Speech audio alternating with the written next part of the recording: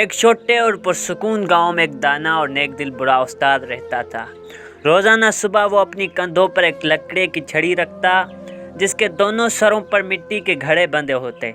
وہ گھڑے لے کر قریبی چشمے سے پانی بھرنے جاتا اور اپنے گھر واپس آتا۔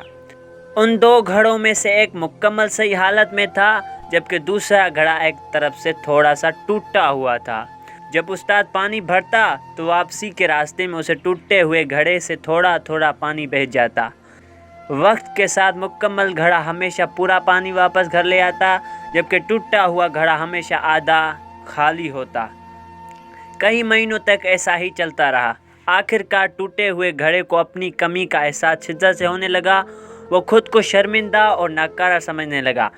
ایک دن اس نے بوڑھے استاد سے نہایت افسردگی سے کہا، اے استاد محترم، مجھے معاف کیجیے، میں شرمندہ ہوں کہ آپ کے روزمرہ کے کام میں پوری مدد نہیں کر پاتا۔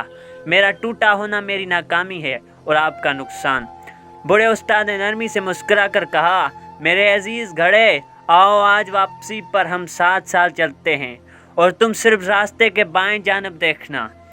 گھڑا حیرت سے چپ رہا مگر واپسی پر اس نے راستے کے بائیں جانب دیکھا جہاں وہ ہمیشہ جھکا رہتا تھا اور دیکھا کہ وہاں رنگ برنگے خوبصورت اور خوشبودار پھول کھلے ہوئے ہیں جو پورے راستے کو جنت سا منظر دے رہے ہیں۔ استاد نے محبت سے کہا، یہ تمام پھول تمہارے ہی بہتے پانی کے بدولت اگے ہیں۔ میں نے تمہاری کمی کو پہچانا اور جان بوجھ کر پھولوں کے بیج تمہاری طرف والے راستے میں بو دیے۔ ہر روز تم نے انہیں پانی دیا اور آج دیکھو یہ راستہ کتنا خوبصورت اور زندگی بخش بن چکا ہے۔ سبق: ہر شخص میں کچھ خامیاں ضرور ہوتی ہیں لیکن ان خامیوں میں بھی خوبصورتی چھپی ہوتی ہے۔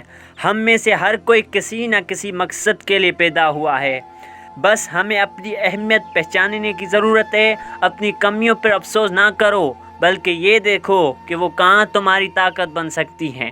زندگی میں سب کچھ کامل ہونا ضروری نہیں، بس نیت صاف ہو اور دل میں خدمت کا جذبہ ہو۔